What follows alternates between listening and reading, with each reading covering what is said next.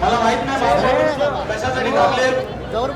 महापौरांना आम्ही सभागृहातील 102 सदस्यांनी एक मताने या पदावर बसण्याकरता संधी दिली. आम्ही शिवसेनेचा उमेदवार असलेले प्रियदर्शन साठे साहेब असतील, तसेच एमआयएमनी सुद्धा त्यांची उमेदवारी मागे घेऊन विनायकजी कोंडेल यांना सोलापूरचे महापौर होण्याची संधी उपलब्ध झाली. पण आता माहित नाही कशासाठी गेले अर्धा तास झाला. सभाशास्त्रानुसार पीठासीन अधिकारी निघून गेले, तसेच महापालिकेचे आयुक्त निघून गेले, नगर सचिव निघून गेले, तरी सभा का थांबवली आहे हे कळत नाही. वास्तविक पालकमंत्री महोदयांना यायला उशीर होता, तर विचारूनच वेळ घ्यायला पाहिजे होती. पण आता नवीनच महानगरपालिकेत एक नवा पायंडा पाडण्याचं काम सुरू आहे. पहिल्याच दिवशी अशा पद्धतीनं कामकाज होणार असेल तर पुढे 5 वर्ष आपल्याला काय काय बघावं लागेल याची चिंता सोलापूरकरांना आता लागलेली आहे. कारण हे जी आता निवड प्रक्रिया आहे ही अतिशय काटेकोर वेळ पाहणारी आहे. आणि या प्रक्रियेमध्ये सभा कशासाठी सभागृह नेता सांगा. सभागृह नेता 5 मिनिटात आपण कशासाठी बापू 5 मिनिट अहो साहेब, आपण साहेबांची निवड झाली. पीठासीन साहेब तिकडे गेलेले आहेत. कुठे गेले?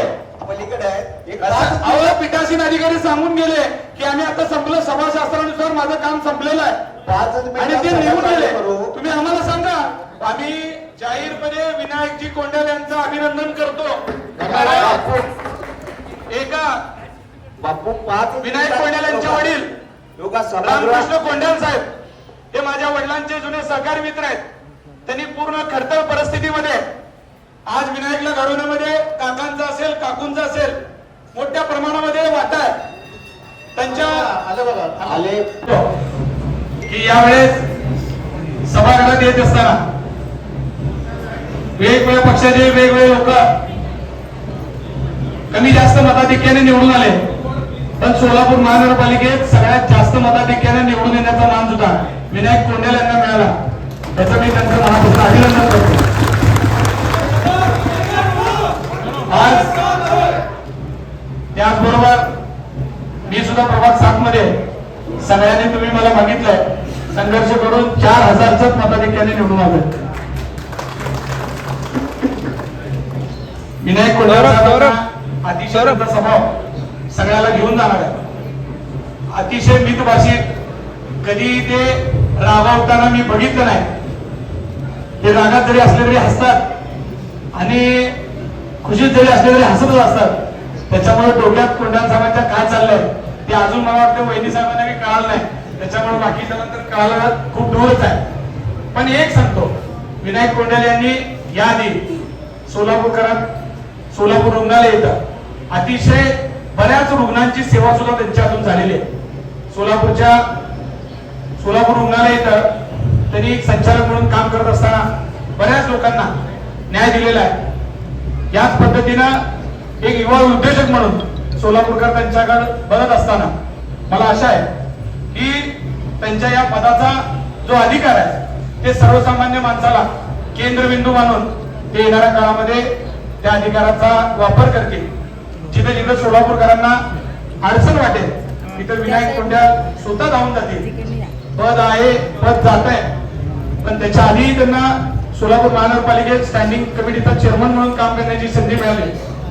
आज महापौर म्हणून मिळाली आहे. आमच्या भगिनींचं तर मला वाटतं अभिनंदन करावं लागेल की ते आज पहिल्यांदाच सभागृहात आलेत आणि आल्या आल्या ज्या महत्वाच्या खुर्चीवर जाऊन बसले त्यांचं खरं तर मनापासून विशेष अभिनंदन आहे. कारण काहीतरी भाग्य असल्याशिवाय अशा गोष्टी घडत नाही. परमेश्वरांनी तुम्हा दोघांना खूप मोठी संधी दिली. ती संधी विना कलंक आपण तुमचा कार्यकाळ पूर्ण करावा आणि या सोलापूरकरांच्या सेवेमध्ये आपण एक मानाचा तुरा म्हणून येणाऱ्या काळामध्ये काम करायला अशी आशा व्यक्त करतो. सभा आता अभिनंदनाची होत असताना शिवसेना पक्षाकडून मी त्यांचं मनापासून अभिनंदन करतो.